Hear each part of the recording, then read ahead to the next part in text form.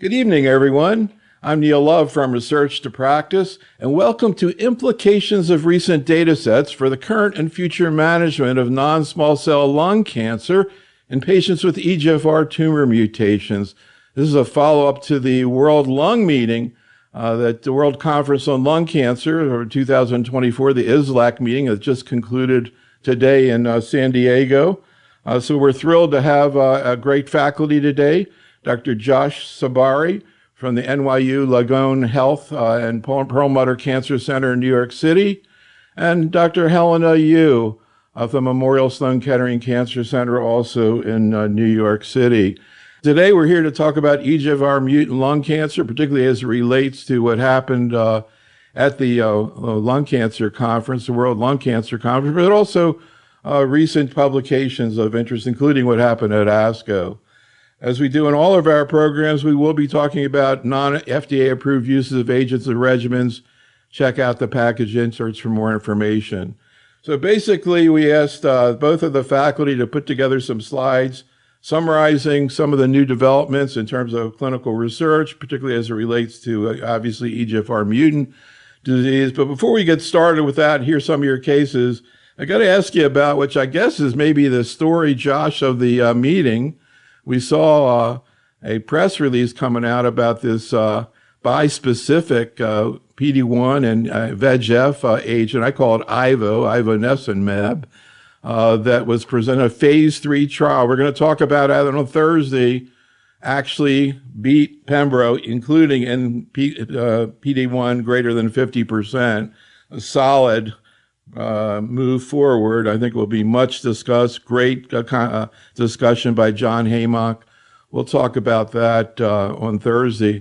But I want to ask you two, starting with Helena, about this paper was presented. We're going to talk about mainly targeted therapy, but of course an important issue with EGFR is the use of immunotherapy, which generally we haven't been doing, or may do it at the last opportunity. But Helena, at ASCO, we saw this paper, and then it was published in JAMA right after, looking at this bispecific that we'd heard about before. These were in patients with EGFR mutant disease, a study done in China, but interestingly using this, I would call immunotherapy in these patients compared to chemotherapy alone.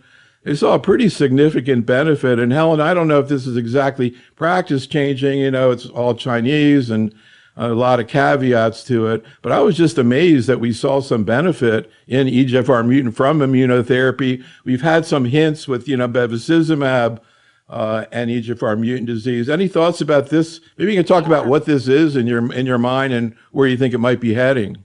I think it's interesting that when we just use PD-1 inhibitors in EGFR mutant lung cancer with chemo, we have seen no positive studies. The negative Keynote study with pembrolizumab, the negative Checkmate study with nivolumab, but the only studies that have had shown a glimmer of efficacy in this population have been when PD-1 inhibitors have combined with VEGF inhibitors, and that's with Empower 150, with atezolizumab and bevacizumab, as you mentioned, Neil, or sintilimab with bevacizumab, and then this study. So, I think there really looks like, something's there, I would say. I think it is a crowded space where, there's a lot of other novel agents like antibody drug conjugates.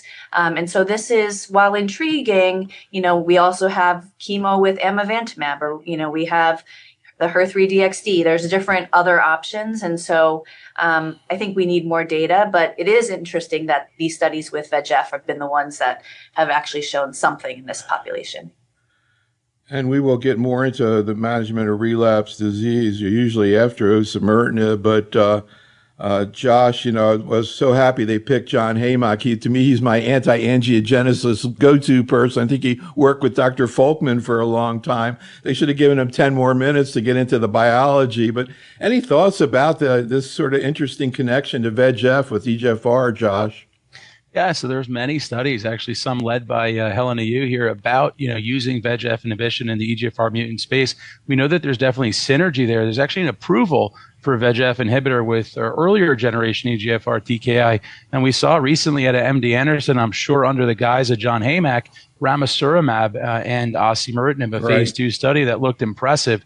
I agree with Helena here, though, that this is ivonescimab plus chemo versus placebo plus chemo. So it's not really a VEGF PD-1, versus placebo. So, it's hard for me to really make heads or tails out of this 2-month benefit in PFS. I agree with Helena. There are a lot better options that are biomarker selected for this patient population.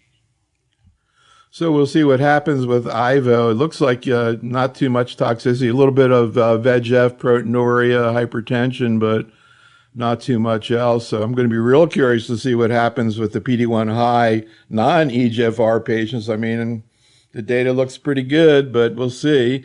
All right, well, let's get into targeted therapy. Actually, we're going to start out with a case of a patient who went on the trial, but really think about it more from the point of view of the options we have now, and then Helena will get into the data. But for upfront treatment of metastatic disease, Josh, I guess the thing that jumps right out at you over here is this is a younger patient, 52 years old, otherwise well. Can you talk a little bit about what happened? Yeah, she's a young woman, mother of 3, active, works as a lawyer, came to her PCP with cough, got a chest x-ray and found to have a right upper lobe opacity. Interestingly, she was a sort of former collegiate smoker, which we can commonly see in this patient population. Here you can see her imaging. She unfortunately has a dominant right upper lobe mass. It's FDG avid on PET. And unfortunately, on her MRI brain screening image, you see a left sort of parieto-temporal metastasis there. And again, not uncommon to see CNS metastasis in these young patients who are light or never smokers. So we did plasma next-generation sequencing. We also confirmed on tissue next-generation sequencing, but we identified here an EGFR L858R mutation. This is the second most common activating EGFR mutation that we identify in clinical practice. And important to note that on these plasma next-generation sequencing assays, even a low variant allele frequency, here we see 0.3%, this is completely actionable. So we initiated first-line amivantamab and lazertinib actually as part of a clinical trial, but we had an in-depth discussion with this patient of what was available. And at that time, osimertinib was available as an option. And this patient wanted more. She wanted to be more aggressive. She had CNS metastasis, a large burden of disease, and she was young, and she wanted to be aggressive in her treatment paradigm. So despite having a grade 2 infusion-related reaction, flushing, some chest discomfort on the first day of the infusion, she actually tolerated the therapy quite well. She did develop some mild rash, an acneiform rash, as well as some lower extremity edema.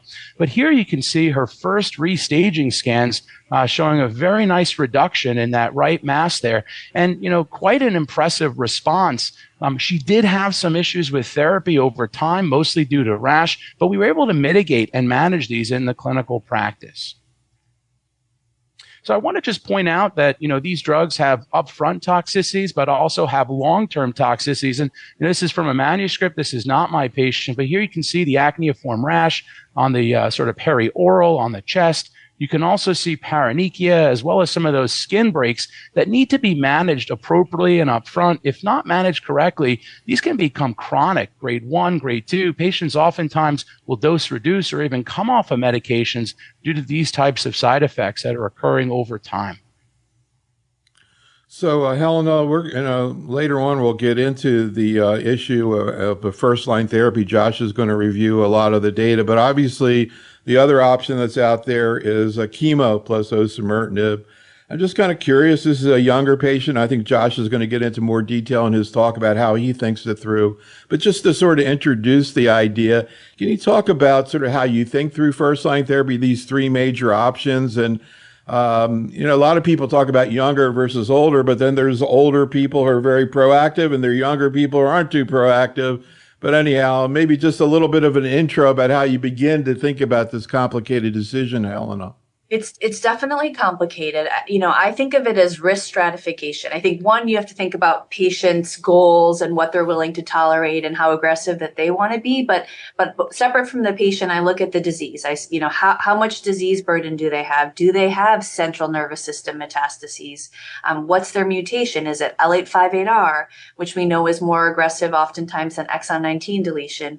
Do they have co-mutations like TP53 or RB1 alterations? And I think, that as a whole gives us a sense of, aggressiveness of disease. And then we combine age, willingness to come in for intravenous treatment. And then that can help us, what I'd say, risk stratify people and then come up with a risk appropriate treatment. All right, well, let's let Josh go into some of the data, including some of the things that were presented in San Diego. I think they may be even relevant to this patient, actually. But Josh, why don't you take it away? Thanks, Neil. And, I agree with Helena. This is a really exciting time for our patients. So I'll start with the data. These are the 3 prospective trials that we have. And if you haven't heard of the FLORA trial, you're living under a rock. This is the first study to show the improvement of a 3rd generation EGFR TKI over 1st generation gefitinib and erlotinib. And what was quite impressive at that time was an 18.1 month median improvement in overall survival. If you remember, 1st gen TKI about 10.2 months. More recently, we saw the FLORA-2 with the addition of chemotherapy to osimertinib, and we'll go through that data in some detail. And then more recently, the MARIPOSA regimen, which looks at amivantamab and EGFR and MET bispecific in combination with lazertinib, a 3rd generation EGFR TKI. And what's really exciting is we're starting to see overall survival data emerge. And particularly, we saw an update on the MARIPOSA trial survival data. So keep these numbers in your mind as we go through some of these slides here. Osimertinib in the FLORA trial, 38.6 months median overall survival. FLORA-2 has not yet been reached, but we've seen some data cuts over time, and I'll show them. And then MARIPOSA also not yet reached, but the control arms, interestingly, performing relatively similarly here for osimertinib across all 3 trials. So here's the FLORA data, and we talked about that historic 18.9 month median progression-free survival. But what I want to drill in on is if that you had an L858R mutation, your duration of response, your progression-free survival was more in that 14-month range. Exon 19 deletion patients, more in that 22-month range. So important to understand that there's a difference in response across different EGFR mutations. And here you can see the overall survival data, and this seems quite old by now, right? Already 4 years old. We have that 38.1 or 38.6 per month median overall survival for osimertinib versus the comparator here, 1st generation EGFR TKI of 32 months. A lot of folks ask, why is that so high? You have to remember these patients can cross over to receive the better 3rd generation EGFR inhibitor. Now, when you look at the progression-free survival with and without brain metastases, we know that patients with brain metastases far worse than patients without brain metastases. So the CNS is an active area of concern, and we'll talk about that in the FLORA-2 data as well as the MARIPOSA data in the frontline setting. So standard of care for many years, really since 2018, has been osimertinib in the frontline setting. So why combine therapies? Why add therapies for patients? Well, it's interesting. If you think about combination strategies, we do this in many diseases. We combine 2 active therapies. There needs to be a clear improvement in the progression-free survival that's more than just the sum of them or sequencing of those 2 agents. We also know that combination studies demonstrate improved progression-free survival above that additive sequencing action. And we'll talk a little about FLORA-2 because commonly we were giving chemo in the 2nd line. With FLORA-2, we just moved chemotherapy to osimertinib in the frontline setting. And then also remember, not all patients receive 2nd line therapy. And we saw that on the FLORA trial, 30% of patients dropped off. So it might allow patients to receive more aggressive sort of therapy up front. And I think combinations are important, but at what cost? What is the cost here? And really the cost is toxicity. So here we're looking at some of the FLORA-2 data, clearly increase in hematologic toxicities. Although we're pretty good at managing these in our clinical practice, there's also a financial cost to patients. Patients who are on combination strategies are generally having more toxicity issues, tolerability issues than single agent osimertinib. Here's the toxicity data for amivantamab and lazertinib. We're dealing with more skin toxicity here in the long term. We're also dealing with increased rates of venous thromboembolism and the requirement for prophylaxis with anticoagulation. And up front with the infusion, the IV formulation of amivantamab, we're seeing an increased rate of the infusion-related reaction. So I think these are all important things to think about with our patients when we talk about combination strategies. So let's dive into the FLAURA2 trial. Remember, the FLAURA2 trial added chemotherapy to osimertinib versus osimertinib alone. And we see these two different curves here. The one on the left is the investigator assessment. The one on the right is by blinded independent central review. So the investigator assessment was actually the primary endpoint, 25.5-month median PFS for chemo and osimertinib versus 16.7 months for osimertinib alone. And for me, that's an impressive improvement in osimertinib. And again, we talked about the cost. Here's an updated overall survival slide that we saw at the European lung cancer meeting most recently. Hazard ratio here of 0.75. The curves sort of come together, cross, and then dissipate again. We look forward to seeing an update survival in this setting in the near future. We know that progression-free survival for patients with intracranial metastases was far better with chemotherapy in addition to osimertinib than osimertinib alone. And important, pemetrexed may have good CNS penetration in this patient population. So before we go on, just to come back to Helena, just kind of curious in terms of some of the different strategies that Josh talked about. One thing that you're going to talk about, and I'm just kind of curious how you think it fits into this equation, is maybe a better TKI. So for the typical activating mutations, what's the likelihood that we can find something better? Definitely with the unusual mutations, that seems like there's a lot of opportunity there. But what do you think it would take to sort of, beat osimertinib face to face, Helena, or is it too much data at this point? I think that we have set a very high bar for ourselves for EGFR exon 19 and L858R. I mean, I don't see anything on the horizon that's going to beat that for the common sensitizing mutations. But exactly like you said, Neil, I think for these fourth gen TKIs are focused on the atypical sensitizing mutations and then the acquired EGFR alterations. All right, let's talk a little bit about amivantamab, interesting bispecific. Yeah, so amivantamab, an EGFR MET bispecific, initially developed to sort of target acquired resistance. And, the data was exciting early on in the phase 1 dose escalation, and now has been moved into the frontline setting. We'll really focus this discussion on the Mariposa trial. But here you could see the mechanism is threefold. It can block ligand-induced activation in the cell membrane. It can also lead to receptor internalization and degradation. But I think most important, it has an immune activation, this antibody-dependent both cellular trogocytosis as well as an antibody-dependent cellular cytotoxicity. So, we talk a lot about immunotherapy, but largely our immunotherapeutic options have not been an effective strategy in this population. And I think this is one of the first therapies that sort of moves us more towards hopefully having some immunotherapeutic benefit, potentially that durability that we have not seen in the EGFR mutant population historically. So here's the Mariposa trial. And as you remember, the Mariposa trial is a randomized controlled trial, international study of amivantamab and lazertinib being the third generation EGFR TKI versus osimertinib. There was a third arm for the contribution of components of lazertinib alone. So over 1,000 patients randomized 2 to 1. Primary endpoint here being progression-free survival. And we saw this data presented at ESMO, now published in the New England Journal of Medicine. Progression-free survival for amivantamab and lazertinib about 24 months versus 16.6 months for osimertinib alone.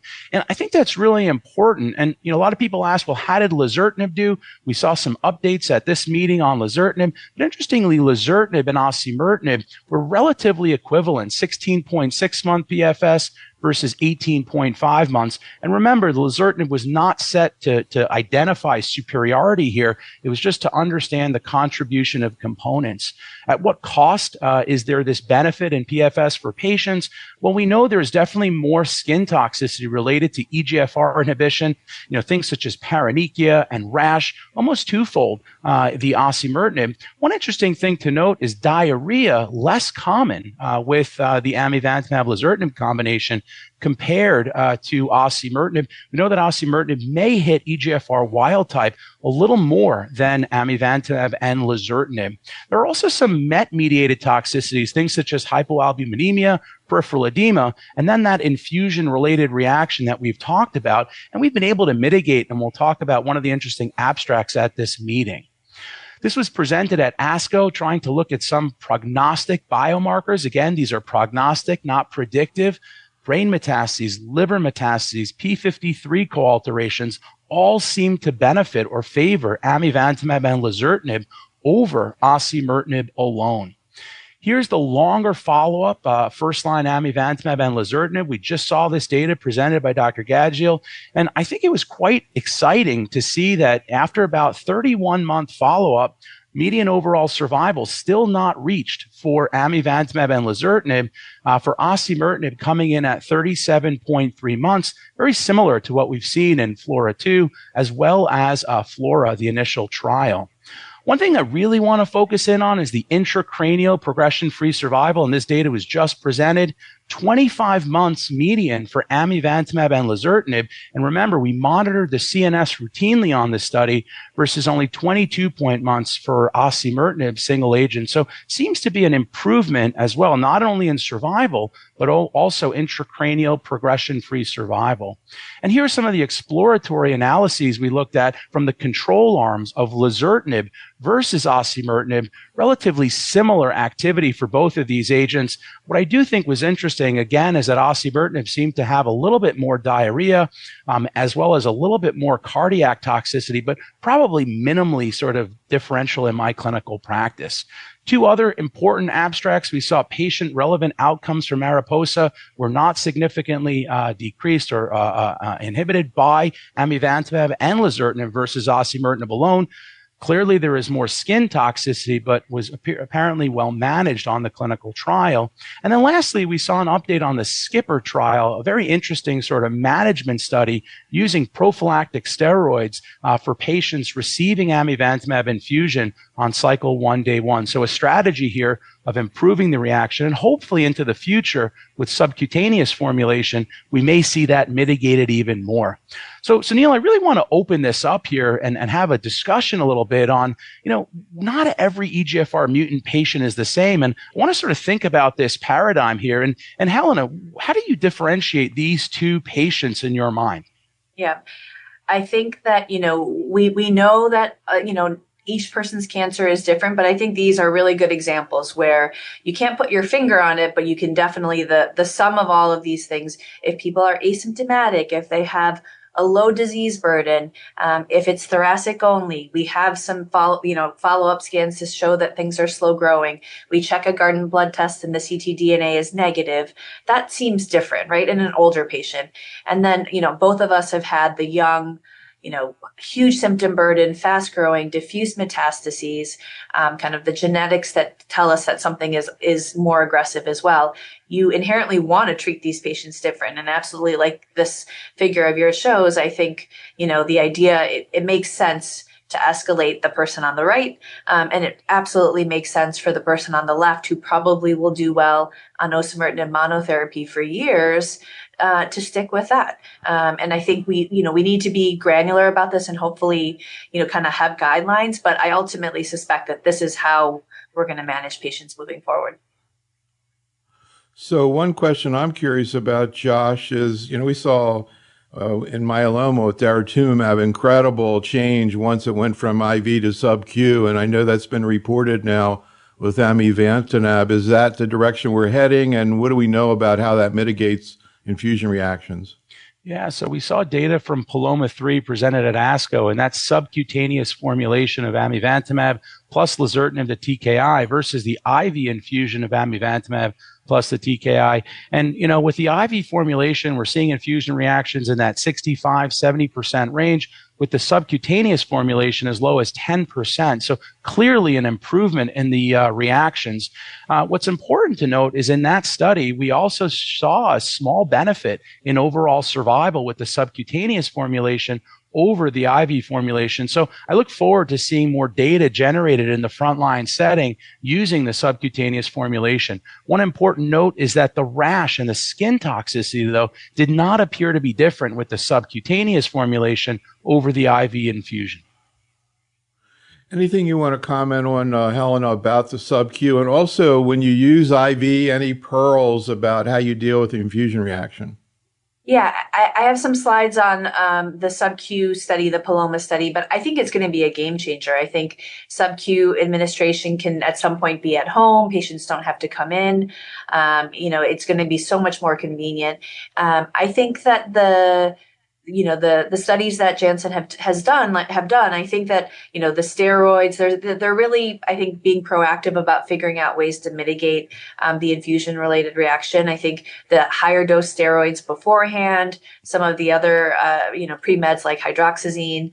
So I haven't seen, with all of those now kind of implemented in my practice, the infusion reactions obviously occur, but, they're occurring in, I think, I don't know if Josh, you agree, but in less patients for sure. Yeah, I agree. I think we're better at managing. We're better at identifying them. Early on, this was probably the most concerning toxicity. It's not something that we worry about currently.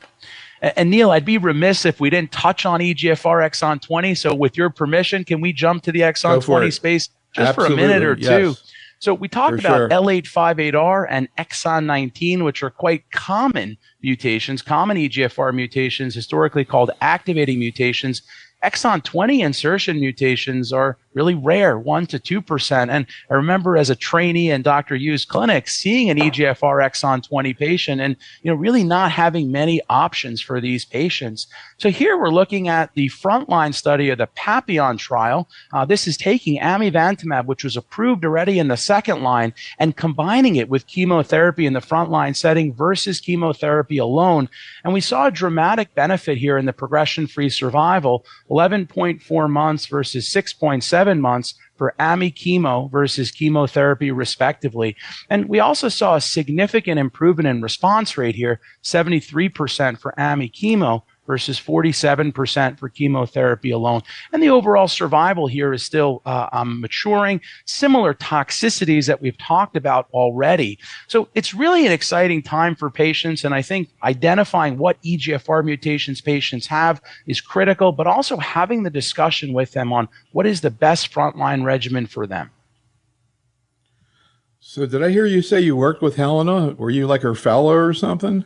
So I know I look older, but Helena was my attending in fellowship. So that's my claim to fame. Wow. So how was he as a fellow, Helena? He was great. You know he was going to be a star? I knew he was going to be a star, and all my patients loved him. So, but I learned everything I know. Everything I know about lung comes from Dr. Yu. Well, all of our work is based on rounds, because to me that's the best way to learn. But anyhow, before we go on, Helen, anything you want to say about exon 20?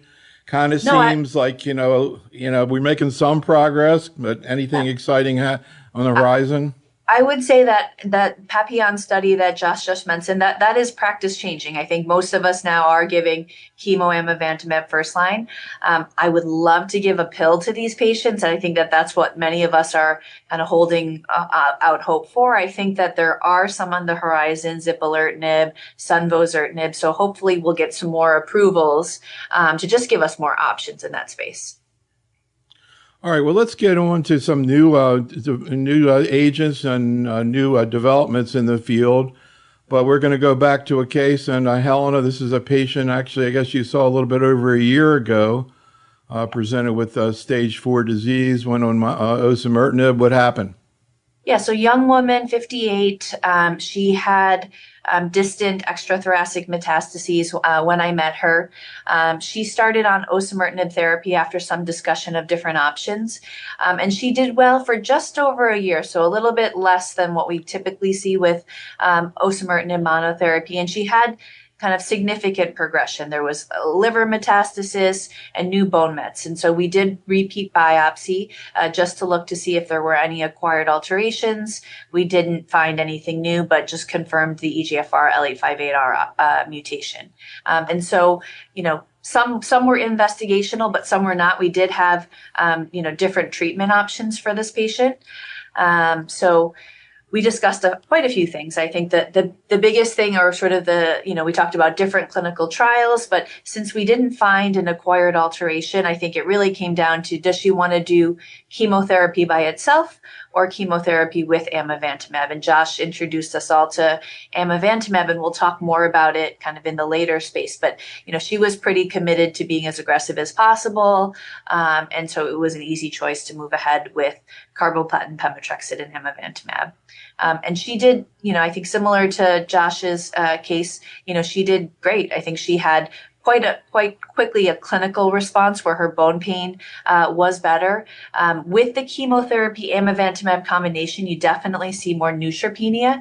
And so we did have to hold, a cycle, and then we gave Neulasta with subsequent cycles. But she's been on about, 3 months and continues to do well. Josh, can you talk a little bit about how you think through this clinical scenario? Also, I think this patient was on a study. I know you didn't put it in the write-up, but I want you to talk about it in a second because it's super cool, I think. But Josh, how do you generally think through this situation when a patient's responded to osimertinib now progressing? Yeah, I mean, most patients are going to have robust responses to osimertinib, right? Response rate's about 80%, but unfortunately, all patients will develop, resistance, and that's the case too for osimertinib and chemo or amivantamab and lazertinib. So, unlike in the non-driver mutant population where we're seeing durable long-term cures in some patients, we really don't achieve that in this patient population, unfortunately. So, I agree with Dr. Yu's workup here. I would generally reprofile the patient starting with a liquid biopsy, circulating tumor DNA to identify a resistance mechanism or mutation that could be actionable. If I didn't identify one, I would discuss doing a biopsy with the patient. Oftentimes, though, we don't find resistance mechanisms that are actionable, and we're left with chemo plus minus osimertinib or the Mariposa 2 trial, which Dr. Yu mentioned here, amivantamab and chemotherapy. So you got to tell us about this trial the patient actually was on. Anytime I hear ctDNA, I'm curious. This trial says like something very cool. So tell us about it. Yeah. So, we talked about before kind of thinking about ways to risk stratify our patients. And one way that has really come out is, looking at ctDNA clearance. So most people shed ctDNA, so circulating tumor DNA, before they start treatment, but the majority clear their ctDNA if you happen to check later. And so the kind of best validated time point is 3 weeks after you've started the targeted therapy. And they've shown this with immunotherapy and other treatments as well. But 3 weeks after you start osimertinib, only about 20% of people will have persistent ctDNA where you can continue to detect the cancer in the blood. And those people are at highest risk for a short time on osimertinib monotherapy. Their median PFS is only 10 months versus 20 plus months if you end up clearing. And so we have a clinical trial, basically FLORA2 for that high risk group, where if you have persistent ctDNA, then half the people continue on osimertinib with close surveillance, half the people will get chemotherapy added on. And that's part of this whole strategy of patient-directed care, where we're individualizing our recommendations for treatment based on, a specific cancer versus giving a generic recommendation for everyone.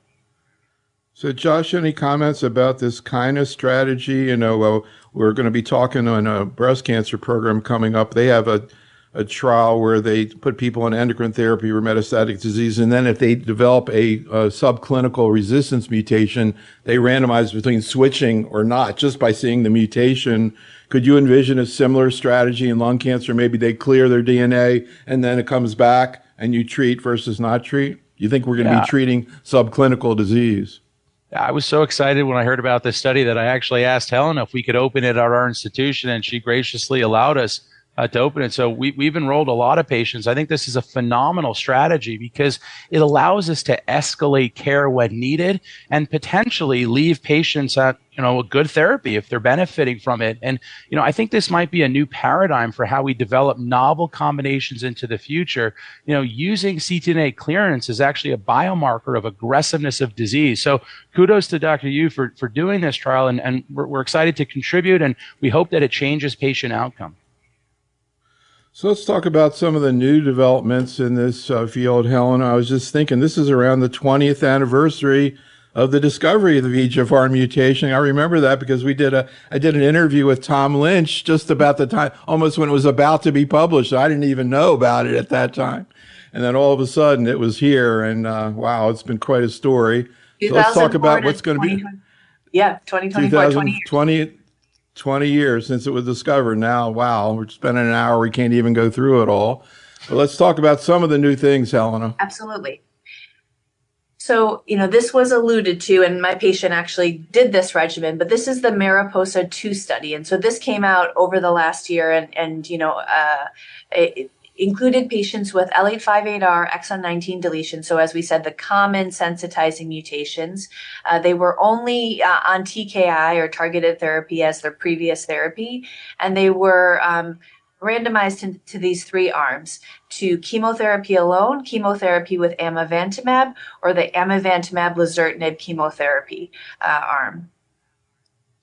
And here are the data. So this also, I think really substantial results where we did see a significant improvement in overall response rate with both the doublet and the triplet is sort of what we call it.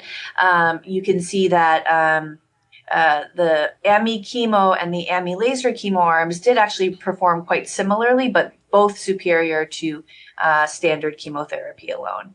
And I think that this is the PFS data where we can see that there probably is an incremental improvement with chemo-AMI, and chemo-AMI laser, but that, again, there was a big difference between AMI chemo and chemo alone.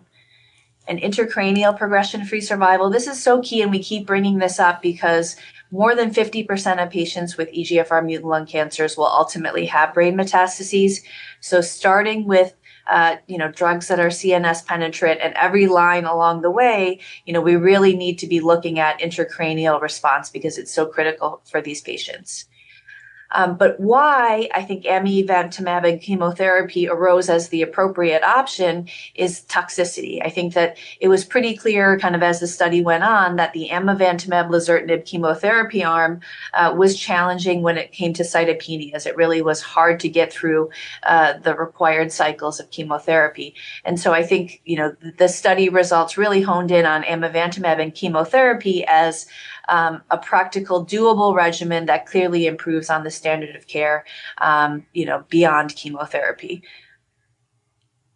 And so I think that, just to stop there and say that this is, I think, a practice-changing study, in this space. I think people are, if people have not gotten FLAURA2 and they have not gotten amivantamab and lazertinib in the first-line setting, using the chemotherapy with the amivantamab for the appropriate patient, is a definite, option that a lot of us are providing our patients. This is the Paloma 3 study. So this is what Josh had alluded to. And I think this is a really important practical study that's going to make a big difference for our patients. And this is that study that looked at sub-Q amivantamab plus lazertinib versus intravenous amivantamab plus lazertinib. I think an important fact is that these were later line patients. And so they had previously been treated with osimertinib and platinum-based chemotherapy, so later line therapy. And really the primary endpoint of the study was looking at PK and showing a pharmacokinetic equivalence between those two groups. And so I think it was sort of a extra bonus that we did see that there potentially was extra efficacy with the sub-Q arm. I think the slight edge in both overall response rate, duration of response, as well as overall survival with the sub-Q arm, I think is is a huge thing. And this is the progression-free survival. Again, a numerical but significant numerical improvement in progression-free survival. And I think what makes this so good for our patients is if amivantamab becomes subcutaneously administered and lazertinib is an oral therapy, this becomes something that, ultimately can be done with much less impact in terms of, patients coming to the hospital and requiring infusions. And here's the survival data. I think this is, again, compelling. A hazard ratio of 0.62 for survival is, kind of, quite marked, in the field of lung cancer. And so, I think this hopefully will be a real option for our patients moving forward. And safety, I think, of course, important. I think the big key here, as Josh mentioned, the point of the sub-Q administration really was to mitigate the infusion reactions, which absolutely 66% of patients with the intravenous amivantamab and 13% with the sub-Q amivantamab. And then just to mention again, some of the infusion-related issues like pyrexia, fever, dyspnea, nausea were mitigated with the subcutaneous, but the things like rash, and paronychia really were quite similar with the two. And then switching gears entirely, I think there is a lot of development in the later line space in EGFR mutant lung cancer. And so this is the HERTHENA-Lung01 study, which is one of the first antibody drug conjugates that have been looked at in this space with EGFR mutant lung cancer. And I'm sure in a lot of your programs, Neil, ADCs are all the rage in really all of cancer and including lung cancer. But this one was, because of HER3 expression being pretty widespread in EGFR mutant lung cancer, the development plan of this agent was really focused on EGFR mutant lung cancer. So HERTHENA-Lung01 is the phase 2 study where this agent, which is a HER3 directed antibody drug conjugate, was looked at patients after EGFR TKI and after platinum-based chemotherapy. Patients with brain metastases were allowed on study, and you can see the waterfall plot of tumor shrinkage here on this slide. And then what I think is really important to note is, Josh had mentioned earlier that, we don't tend to find resistance mechanisms, after we biopsy folks after osimertinib. Only about 25% will have an acquired alteration, but because of this heterogeneity in resistance after osimertinib, something like an ADC or chemotherapy really have appeal because you're addressing sort of all of the resistance clones and not focusing on a clone that's really only relevant for a subset of patients with lung cancer post osimertinib. And then, as I mentioned before, intracranial efficacy really is key. And so when looking at patients on the HERTHENA-Lung01 study that had measurable brain metastases that were untreated and had not received prior radiation, the intracranial overall response rate was basically the same as the systemic response rate. And that's what you see with an active drug that has active CNS penetration, where if it works everywhere. And I think that the curves on the bottom just show that, the main place or, a site of progression with HER3-DXd really tended to be extracranial disease, systemic disease, even in patients with a history of brain metastases. In terms of progression-free survival, in the phase 2 registrational study, the median PFS was 5.5 months, median overall survival 11.9 months. Remember, this is a more heavily pretreated population. And then with ADCs, in terms of toxicity, we have to remember that these contain chemotherapy. So we see nausea, cytopenias, neutropenia, fatigue, alopecia as class effect for really all of the antibody drug conjugates. The ADCs with the deruxtecan backbone do have varying rates of pneumonitis. It was about 5% with patritumab deruxtecan, but it can be as high as 15% with trastuzumab deruxtecan. So that's something absolutely to watch out for. But definitely an active drug in this space. A couple things before we go too much farther. First, picking up when you were talking about the Mariposa study and AMI chemo. Josh, I'm curious, in what situations in general, when patients are progressing on osimertinib, do you continue? I've heard people talk about doing that for brain mets. And if you do, what do you do if you're going to give them AMI chemo? Yeah, that's a great question. I mean, if someone is benefiting from therapy and has oligoprogressive disease and, in 2024, that may not mean just one site, it may even mean a few sites. But if I could capture or incorporate all of the active areas of a disease, rationally with radiation, I will generally do that and continue therapy with osimertinib alone, particularly if patients are doing well. If they have systemic progression, multiple sites, liver, bone, brain, that's really where I think about changing the therapy to something like, amivantamab and chemotherapy. Remember, this is not a, sprint. This is a long marathon, and we want to try to squeeze as much time as we can out of each one of the therapeutics that we have. So commonly we'll use radiation in oligoprogressive disease. Anything you want to add to that, Helena? No, absolutely. And I think, the one instance where I might want to keep the osimertinib going is a patient presented with, a head full of brain metastases that have, had a complete response to osimertinib, systemic progression. That would be a time where I think I would be more reticent to stop the osimertinib, and that would be a person that maybe I would add in chemotherapy, keep the osimertinib going. So, Josh, these data on patritumab look pretty interesting. I could imagine that maybe it's going to become available. If it were available, how would you use it? Where would you fit it into the sequence? Yeah, I think it's really exciting. I mean, it's not as biomarker strategy-wise as amivantamab and chemotherapy is, and it potentially has a bit more toxicity, as Dr. Yu had mentioned. I would reserve this really for the third-line setting, and again, we're still waiting to see the full approval, hopefully any day now. But, this is a therapy that is an exciting one. Like Helena said, the ADCs are really rampantly moving into the EGFR mutant space. I think we need to better, understand which therapies to use for which patients, and really biomarkers are lacking in this setting. So also it brings up the question, Helena, when you're talking about second-line therapy, how is it an influence? We talked about the three major options that we are looking at for first-line therapy. How does the choice in the first line affect what you're going to do second line?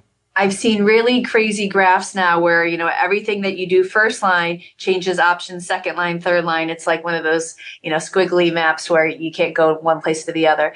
Yeah, I think it's going to be really individualized for a given patient. If you get AMI laser in the first line setting, then you're probably going to get chemotherapy in the second line setting. If you got AMI chemo, then maybe that would be someone that I would give, chemo osimertinib, maybe that would be someone that I would move to, HER3-DXd in the second line setting. So I think it's going to be one of those things where for each patient, we'll have a specific set of options at each line of therapy.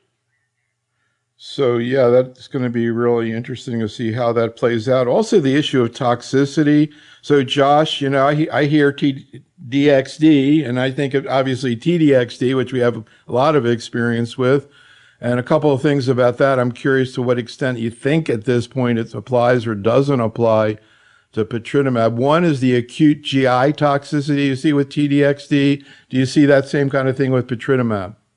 Yeah, so, deruxtecan is a, potent therapeutic. It's a topoisomerase inhibitor. It's a potent, sort of payload. And we do see interesting toxicities. The GI toxicity we see, but, more common to what I worry about is pneumonitis, right? So for the Enhertu, 10, maybe 15% at that 5.4 mg per kg. Thankfully for Dato-DXd, a little bit lower. But again, these are not prior IO treated patients generally. So, it's interesting that these are really potent therapies with broad toxicities, more so than just the EGFR mediated toxicities that we've talked about so far this evening. So, yeah, and the other thing I was going to ask about is, as it relates to patritumab, Helena, of course, is ILD. And it's really tricky now that you have a pan-tumor approval. We have to talk to the GI people, the GU people, obviously the breast people. The breast people are, to me, the most aggressive about trying to look for ILD. You mentioned 5%, but, 5%, could it be more than that? Could it be less? Any general feeling about how it's going to compare to TDXD in terms of threat and pneumonitis? Yeah, I think that the threat is Definitely less, but certainly more than what we've seen with non-deruxtecan backbone drugs. And I think what the challenging thing is diagnosing ILD with lung cancer, right? The patients are already having cough. They have shortness of breath. They have interstitial infiltrates from their lymphangitic disease. And so that, the diagnostic dilemma of, is this progression? Is this infection? Is this pneumonitis? Really is something that, we're struggling with on a day-to-day basis. So let's talk a little bit about Dato-DXd. We're talking about that, of course, all the time now, not just in lung cancer, but what do we know about this in terms of the Tropion study there, Lung-05? Absolutely. So Dato is, again, a cousin of both patritumab and trastuzumab deruxtecan. It's datopotamab deruxtecan. It's a TROP2 ADC being looked at in a wide variety of settings in lung cancer, including just non-small cell lung cancer at large. Tropion Lung-05 was looking at patients with driver mutations, so patients with metastatic disease and had an actionable genomic alteration, which you can see abbreviated AGA. And so this looked at primarily EGFR mutations, but also ALK, RET, ROS1, and looked at after targeted therapy and after chemotherapy, was this agent active? And I think the bottom line is we did see activity, tumor shrinkage in the majority of patients. When looking at the largest subgroup, which was the patients with activating sensitizing EGFR mutations, response rate looked good, 43.6%. And so this is, smaller numbers, but median PFS of 5.8. So again, when should we use patritumab deruxtecan? When should we use datopotamab? That biomarker question keeps coming up in terms of figuring out what to do. I think similar to all the other ADCs, we initially thought with these ADCs, they're bulky, they contain the antibody, and we're not going to get CNS penetration, but they all seem to penetrate the CNS where, we see intracranial activity with all of these drugs. And so that, again, was reiterated to not be an issue with datopotamab. And safety, similar. The unique toxicities I would note for datopotamab deruxtecan were more mucositis with the TROP2 antibody. We're definitely seeing stomatitis, mucositis, and maybe some more ocular surface toxicity like keratitis. So those would be the two that are distinguished, dato from patritumab or trastuzumab. And then again, we mentioned ILD as something that we see. So yeah, just to pick up on what you're saying about brain mets and ADCs, we're seeing that in, for example, breast cancer, TDXD for sure. I'm curious whether you've seen brain responses to Dato or to TDXD. Have you seen that, Helena? I have. We have the datopotamab osimertinib study as part of the Orchard study, and I've enrolled a few people with brain metastases and have seen, sort of parenchymal shrinkage and disappearing both with that and HER3-DXd. So, Josh, any comments about the toxicity of Dato? I think Helena was mentioning the mucositis, which is a little bit new, I think, for lung cancer people in general. The breast cancer people say they can treat it with, swish and swallow steroids. What's your experience? Yeah, so, I've treated patients on the Tropion Lung-05 study, and, stomatitis can become a real issue. Some of the things we have patients do is, suck on, ice popsicles to help mitigate that. But also really important is oral care, swishing and swallowing, for example, or swishing and spitting, in the sense that making sure that we don't run into infections.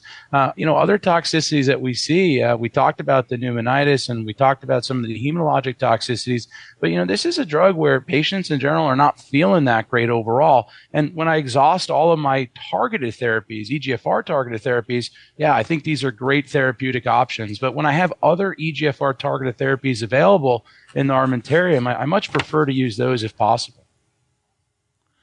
So I'm really curious about this BDTX fourth generation EGFR. We're in 4 generations after 20 years. I also see the term master key, which I'm not sure where that comes from. But Helena, tell us about this interesting agent. I think, we'll have to see how high we get with generations. But 4th generation EGFR TKIs, really as a class, and BDTX 1535 is included there, target the classical mutations, which are really L858R and exon 19, Many of them target what we call PAC mutations, which are primarily the exon 18 alterations or exon 20 or doublets like S768I, and then also target the acquired EGFR alterations, so the resistance mutations, and that most commonly is C797S, but also can include G718 or G724. And so those are the areas that the efficacy is kind of focused on for these fourth gen TKIs. And exactly that, the classical driver mutations, the intrinsic driver mutations, which are kind of previously described as atypical alterations, and then the acquired EGFR alterations, all are hit by many of these fourth gen TKIs. And we've really only seen early data for BDTX 1535, but in the patients that have longer follow-up for us to see efficacy, you can see that patients had partial responses with acquired C797S, with atypical mutations like the exon 19 L747P or L718Q. So I think intriguing. These are drugs where amivantamab, lazertinib, osimertinib don't have the label. And so finding drugs that are active for these atypical EGFR alterations really is an unmet need for sure. And then this just shows we use ctDNA clearance as a proxy of kind of disease responding, and that we saw, ctDNA clearance on these agents. And then just to mention the fourth gen TKIs, you would hope that things would get more and more mutation specific. But when you target more EGFR alterations, you get more wild type EGFR toxicity as well. And so not just with BDTX, we're seeing more rash, diarrhea with some of these fourth gen EGFR TKIs as well. So, Josh, any thoughts about this interesting agent and the fourth generation inhibitors and that whole concept? Yeah, I mean, I think this is a really exciting time. We talked a lot about EGFR activating mutations, exon 19 del and LA58R. We mentioned the very rare exon 20, but these PAC mutations, G719, 768, this probably makes up 10, 15% of the EGFR mutations and, might be 2 to 3% of non-small cell lung cancer. So very important space. We saw an update on a drug called Perlmutter at World Conference Lung Cancer just, one day ago now. Exciting, 240 milligrams achieves a response rate of upwards of 60%. Again, like Helena mentioned, some of these fourth gen EGFR inhibitors, instead of moving to be more specific and EGFR wild type sparing, are actually more EGFR wild type inhibiting. And, we're seeing more diarrhea, for example, more rash with some of these agents. So I think it's important to think about how to target these hard, to treat mutations, but also how do we better develop rationally designed therapies for this patient population? Helen, anything you want to say about this paper? I guess it's just presented yesterday at the meeting on the MET, and these are people with de novo MET aberrations. Yes. Anything you want to say about this? I mean, what I think is great about this, Neil, is like the idea of, patient selection again. So I think, we talked about higher risk and lower risk, but this is looking at a patient's cancer and saying there's something about it that shows MET activity. So why not do a MET inhibitor with osimertinib? So, again, just other ways to personalize therapy for our first line patients. And Josh kind of nicely laid out the reasons why, that many people don't get to second line therapy. We might be able to improve survival with better first line care. So, I think this ended up being a pretty small patient population, about 5% of patients with EGFR mutant lung cancer. But, the more we can, personalize care, the better. So anything you want to say about some of these other new approaches that are being looked at in trials? It's complicated, right? I think Josh mentioned, I think, you think that we would just say EGFR mutation. Oh, there's one way to treat this. But now and this isn't just EGFR, but EGFR in particular, where you need to know, what exon is it? Is it acquired? Is it, initially present? So I think, phoning a friend or, listening to these great podcasts and presentations like yours, Neil, really become key. So Helena and Josh, thank you so much for this whirlwind EGFR tour. I feel like there's so much more we could be talking about, which is really an indication of how much is going on in the field. But speaking of targeted therapy, we'll be back tomorrow, 5 p.m. Eastern time, with Dr. Gogogo Jack and Dr. Langer talking about other forms of targeted therapy. And there are many, as you know. And then, of course, on Thursday, we'll be talking about immune therapy and non-targeted therapy.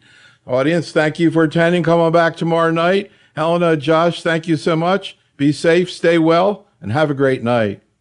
Thanks so much, Helena. Thanks, Josh.